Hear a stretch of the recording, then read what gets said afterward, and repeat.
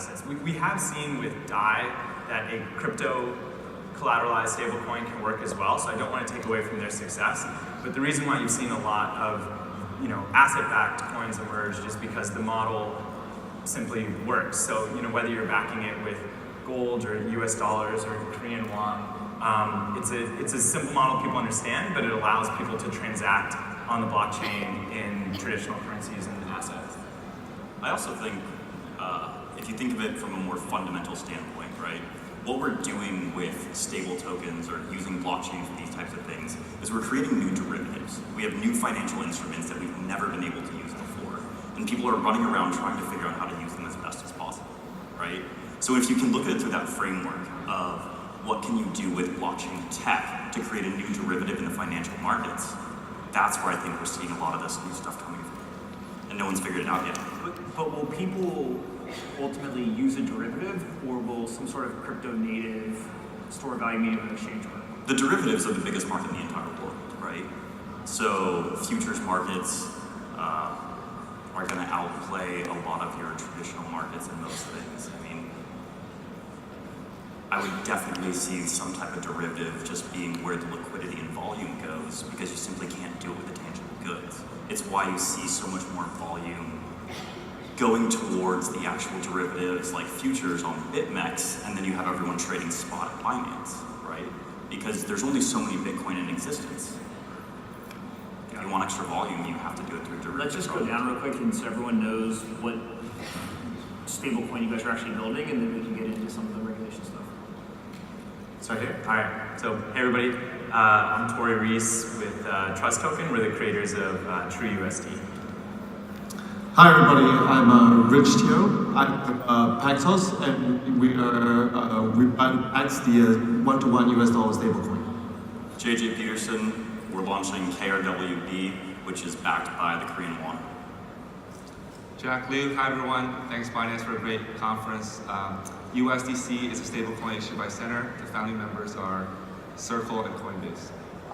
Got it. So let's talk about regulation. Some people believe that the stablecoins should be heavily regulated. There should be the ability to freeze accounts or transfers, reverse them, etc. And then some people believe that that's all goes directly in conflict with kind of the crypto ethos, if you will, and there should be kind of free movement, the inability to censor the transactions, etc. Maybe just talk through how that applies to stablecoins specifically. Yeah, I think just hybrid. Also with your first question, I think this is a free market, right? So I think every government's allowed to believe what they want to believe. So, some jurisdictions might say, I'm okay with my currency being a little less regulated than other jurisdictions. And then it's the job of the person making the stablecoin to reflect that regulation into the project that they're building. And then ultimately, whether that even takes off depends on whether the free market participants wants to use a regulated coin. It obviously could still have benefits in terms of volatility, but then they may want to use a more privacy-focused coin. So these are a mixture of experiments going on everywhere. And if you believed in crypto asset or kind of algorithmic stablecoins, like many people believed in projects like that raise a lot of money, eventually those have to interplay with regulators, and they have to be returning the money, and etc. So this is just how I think things are happening. Got it. Anybody else? Right, so Paxos actually has been around since 2013. And so we've seen from the early days how this industry had problems because of cash issues or because of the credibility of certain companies in it. So we believe very heavily that regulation is really important. And for this industry to grow, there must be some governance to ensure that the companies that are participating are doing the right things at all times, especially when they're safeguarding funds. So Paxos actually received a trust banking license for the New York DFS back in 2015, and we've been using that for tokenization of assets. So when we launched, we took a long time to make sure that NYDFS was comfortable with the specifics of our product, and that they knew that they could come in. They knew that everything we're doing was above board. We had explained everything that they were doing clearly. So we believe that from the way we understand the space and where stablecoin regulation should be, that was the highest stamp of approval that we could seek. So we invested the time and energy to make sure that we had that in place before launching. So we definitely do believe that regulation is extremely important. I don't have a ton to add. I agree with everything that's been said. One aspect I will, I guess, expand on is that as important as it is to work with regulators, which is actually something that we are trying to be proactive with, we think it's actually very important, especially in crypto, that there's some element of self-regulation. So in the sense of like, how can we build decentralized systems that protect token holders, not just from, let's say, bad actors, but even from the creators themselves. And so that's something that we've tried to innovate in that realm, so that there's legal protections in place for all of the token holders that hold true USD. And we've gone a step further, releasing a stablecoin code of ethics that we believe is just how, really the basic premises of like how we should comport ourselves in regard to our users, in regards to the market. And so I think it's we're making huge strides versus what the space looked like early on. That's for sure. Let's talk about Tether, because I think that there's a whole bunch of controversy that's going around. One, do we think that it's actually backed by U.S. dollars? And two, if it's not, will it matter for stablecoins? Is there an impact where one of the more popular stablecoins fails, the rest are kind of put in a bucket of this doesn't work, or does it not really matter? I think regardless of if it's backed or not, or if it fails or not, something else will emerge, right? So it's the free market, like we were talking about earlier. If you have one thing that's bad, you're gonna have something else that's good that people are gonna flock to. Nobody wants to talk about Tether. All right, and so I guess as we're seeing this build, right now, as far as I understand, there's traditional currencies that back stablecoins, there's commodities, there's baskets, and then there's this algorithmic kind of stable approach. What do you think the pros and cons are, and is there a world where we see multiple models or pegs that actually thrive and people can elect to use whichever one they see best? Or is it that one model or peg eventually kind of rises above, it's the one who holds the most stable value and continues? Well, I think there's obviously a technical piece here of which of these three models work. And obviously, if technically the design's flawed, it doesn't work, then there's no point talking about it. But even if all three works, there is a sort of a sequencing of order of adoption. So let's take the priority that all three models work. Then I think because today the total number of address-based crypto asset transacting number of human beings on the planet is relatively small versus the number of traditional fiat money transacting people. Therefore, if you design a stablecoin, you want it to be asset-backed because there's going to be a lot of people moving in and out of the system. And so you need not just crypto-to-crypto liquidity, you need the crypto fiat gateways and crypto fiat liquidity. And if you notice the strong points about today's version of asset-backed stablecoins, they are more convertible than, say, a DAI or something else. As the world transitions to maybe every single human being is using crypto assets all the time, then there's maybe less of a need for this bank deposit-backed version. So that's how I think it's going to play out. All right. I think we're generally in the very early days of stable coins and how they can be used. Our perspective is that it makes more sense to have a US dollar-backed stablecoin to start because that's what banks are most comfortable with, that's what regulators can understand better. So trying to get regulators to understand crypto in general has been challenging over the years, and getting into stable coins, we wanted to make sure that we started with something that people understood, could get used to, and could be semi-integrated to the existing financial system. So I think that best gives safeguards, and that best keeps us safe and regulated in this space. I also just think the word stablecoin is a pretty terrible word to use, because it's not necessarily just about creating something stable to go into, right? Because if you think about it, the US dollar is not stable, it fluctuates all the time. So if you're backing with US dollar, Korean won, or gold, or whatever it is, that's not actually technically stable. So, I don't know, stable coins is kind of a misnomer in my opinion. It's kind of this idea of backing something using blockchain tech, which is really where I see the value in what we're creating, is this product that we can use, this tech stack that we can use to do really incredible and innovative things.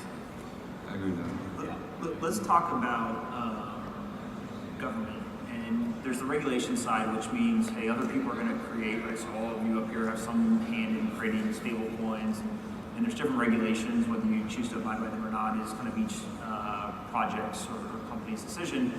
What happens when the regulators throw their hat in the ring and say, we're actually just going to issue our own stable coins, or the tokenized dollar, the tokenized euro, etc.? How does that shift the landscape, and does that change the way that you guys see either the opportunity or things that you would do in the market?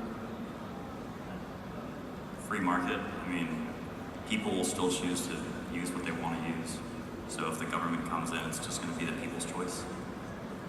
But you don't think that the government, if they truly believe that, let's say, the dollar or the euro is under threat, whether it's from a Bitcoin or these stable coins, not only can they issue their own, but it wouldn't be a far stretch to see them issue their own and also ban the use or ownership of other competing stable coins or stable value. Yeah, so there's a few things to tackle there. If Bitcoin is a threat to the government currencies, it's also a threat to stable coins, right? Yep. Something about Bitcoin is much better. And then if Bitcoin is not the threat, if the concern is about other companies' stable coins, keep in mind that the US or any government still will not just be able to keep regulatory control, but they can still keep monetary control.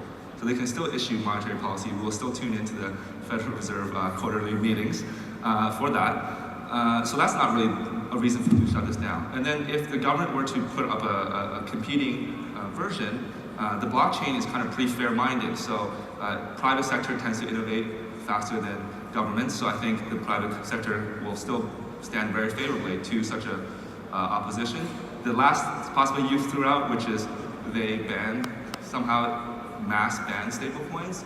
In that case, they wouldn't need to issue a stablecoin after that. They could just stick with the existing dollar, right? There's no need to create. Well, they could say that, hey, this is a better model, but we want to control it, right? Versus, we know that people are going to be attracted to tokenized currency, right?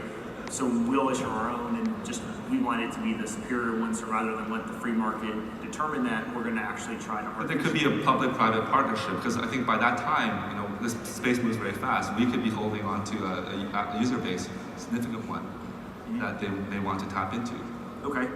Also, I think what you're talking about, which is a little bit more interesting, is more about the ownership of the assets, because none of us are printing new money, right? We're just assigning value.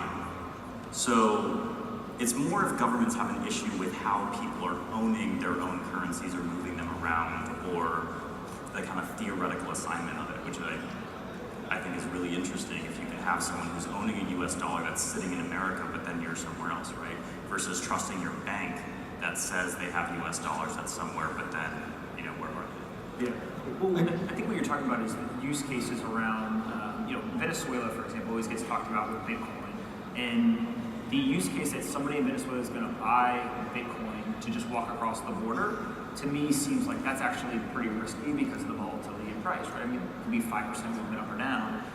A stable coin would be much more interesting as long as they can't actually get US dollars, for example, right? So if somebody in Venezuela has to get out of the Bolivar, buying the US dollar is probably the most sound decision they can make to preserve their wealth, especially if they just want to move to some other location.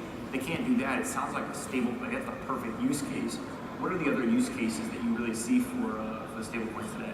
Well, one thing I'll point out about what you're saying is that I actually think the governments will hopefully come around to realizing that having their currency tokenized is actually an advantage for that government. Because when you think about foreign adoption of your currency, of a national currency, it benefits the issuing government to have their currency widely adopted. So, when you think about how many people in the world have access to US dollar banking, it's actually not a big number. But when you think of how many people in the world have access to an Android cell phone or an iOS iPhone cell phone where they can download a free ERC20 wallet and hold a US dollar stablecoin, that number is actually monumentally larger. And not just using US dollars as the example, but if you think about most currencies, like definitely smaller currencies than the US dollar, have a very limited TAM or target kind of attainable market. So it's like by moving it to an ERC20 model away from like, let's say the banking SWIFT IBAN model, you as a government, you can think of it as like you're effectively, you're multiplying your TAM for your currency. And so I actually think like, I fully expect governments to come behind it. It'll probably be smaller nation states first, but it's just a better way to enable access to your currency and drive adoption. So the IMF actually had a paper out 2 months ago or so that listed around just under 20 countries that were researching having their currency made into stablecoins. And so, the first one probably spans back to 2013 or so with Canadian Mint, I think. And so it's been a long road for governments to be actively researching how to use this. So, I do think that eventually some will get there. The problems that they'll probably have is just around how to control the currency once it's out there, and how to restrict the blockchain, and how to have all these currency restrictions. So, I think that's going to be an issue. But I think for us here, the challenge would be, as this comes eventually, how can we innovate, and how can we, to your question, how can we improve the usage of our stablecoins so that we can be better than just a government-issued stablecoin. So I think that will come with partnerships, usage, and integration with existing systems, and I think that will be helpful in the long run. So for us, when you're talking about the Korean won, right, you currently can't hold Korean won offshore. So if you're trying to hedge your FX exposure for whatever reason, the only way you can do it is by going to the NDF market. Now, it's a super antiquated system and not necessarily the best place to go. So if you're creating tokenized assets for capital control heavy countries, you have a really, really significant use case to traditional businesses just trying to hedge FX risk. If we also start creating pairs of tokenized currencies against each other, you can challenge the traditional currency markets with possibly a lower cost and better solution.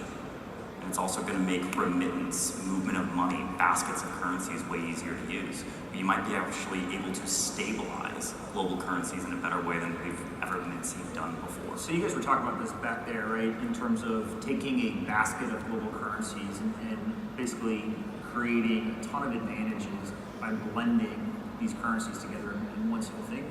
Describe more as to why has that not happened before, and what would need to occur, or what were the catalysts for something like that to actually come to fruition? So there never has really been a financial instrument to do that easily with. No one can simply hold a basket of currencies because no bank is going to issue you 20 currencies at a time.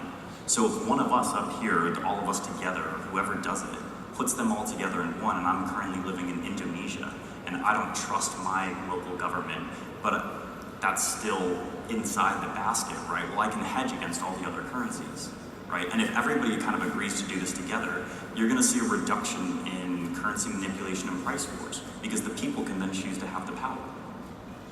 I think there's a matter of, does it track multiple currencies at once? We can definitely do that.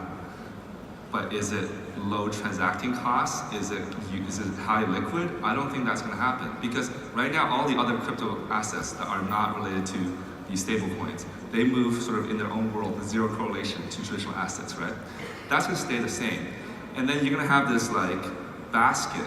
So if I own a basket coin and I want to go buy some other assets, Bitcoin, Ethereum, is that going to be very liquid? Is that going to be liquid on BitMEX? So ultimately, the basketing people around into one token has some price diversification, volatility diversification reasons, but then factually, you have 300 million Americans using $1, and you have however many million of Europeans using €1. There's not a lot of people using both at the same time, so if you have this basket, it's not going to be very liquid. So I think the use case will be there because it's an open system and anyone can create anything, but that's probably why you don't have a mixture product that has taken off so far. Got it. Well, I think the other reason why it doesn't exist today is not because of a lack of technology that we can bring. It's more, more of a political issue. And I think we do have, it's called the euro, right? And it's happened on and off every 100 years or so. And I think it's politics and usage and liquidity clearly that prevents it from happening. So I'm not sure if it's something that technology can help with. Got it. A lot of people have been talking about stable coins more over the last 6 months or so, and many people are saying that 2019 is the year of the stablecoin. What is your prediction for the next 12 to 18 months of what's going to happen in terms of either adoption, the different basket pegs and models, or any sort of regulatory requirements across the world? I would say, kind of like we touched on earlier,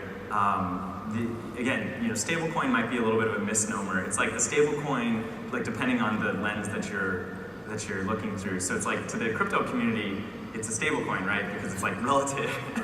All things are relative. So it's like when you look at the typical, ETH and Bitcoin, et cetera, like, a US dollar looks unbelievably stable in comparison.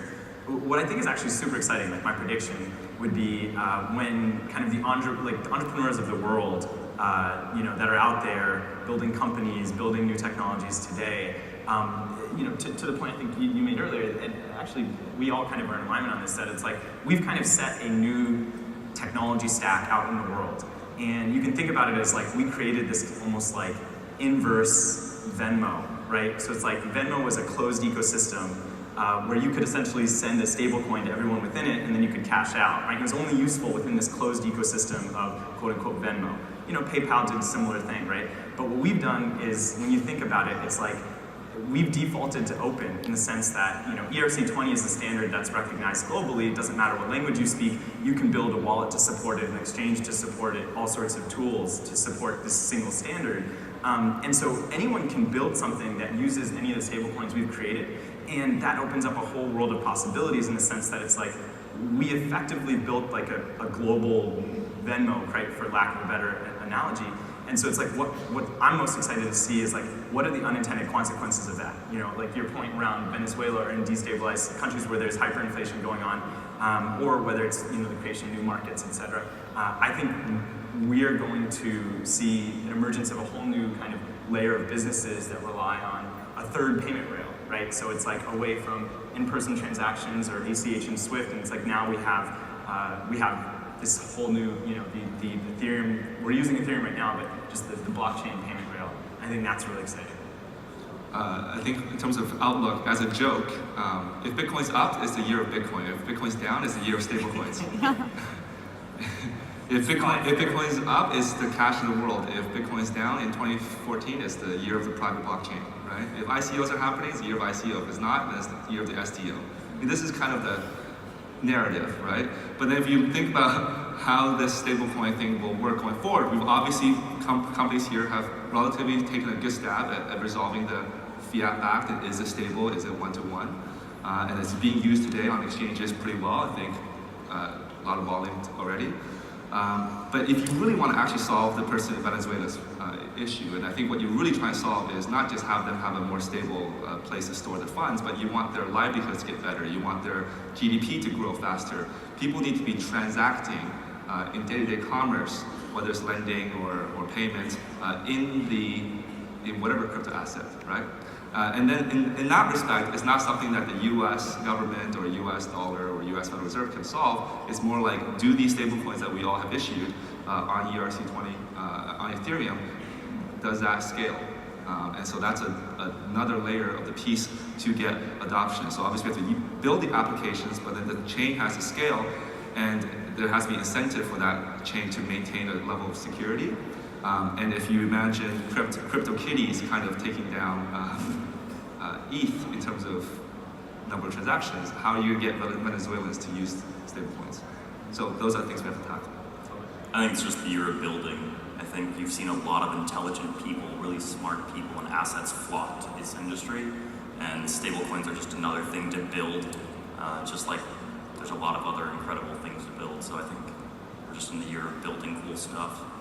Yeah, I mean, to add to that, I think 2019 will be where stablecoin leaves just crypto exchanges and gets out there to more traditional businesses. Got it. Last question. If all of these stablecoins are being built today, is this a winner-take-all market, or is there actually room for multiple stablecoins, let's say even just with the same model, right? Can there be multiple stablecoins that are all backed by the US dollar or pegged to the US dollar that thrive, or does one win all? Ask these guys. But we obviously believe you have multiple issuers under the same stablecoin. I think that kind of gives you. You're talking about you can have multiple people issuing the same Exactly. structure, same standard, backed by the dollar, with clear transparency. And that's a little bit what's different about USDC is it's issued by both Coinbase and Circle. Okay. I think that on the surface, we seem quite similar because it's one-to-one backed. But if you do more research and you peel into it, we're actually quite different.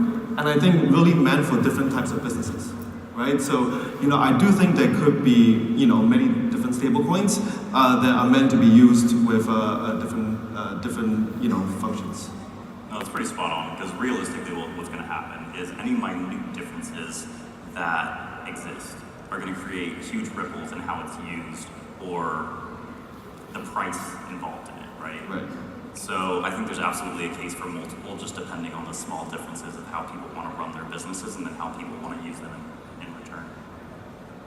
I'm hopeful that long term, the nice thing about crypto is like having talked to every other all the other companies up here is like I think long term we all have a bias towards cooperation, and I think early on is like right now with everyone's we're kind of figuring out the lay of the land, and I'm very hopeful that there's going to be a lot more widespread cooperation in the long run, and so I don't necessarily know if it'll be winner take all, but it might be winner take all in like different niche markets to your point. And the consumer will ultimately choose, right? That's what we know. So it's like this is what's best for the consumer because we're all incentivized to create that much better of an experience so that they choose the coin that works best for them. Awesome. Well, guys, long stable coin, short the bankers. See you later.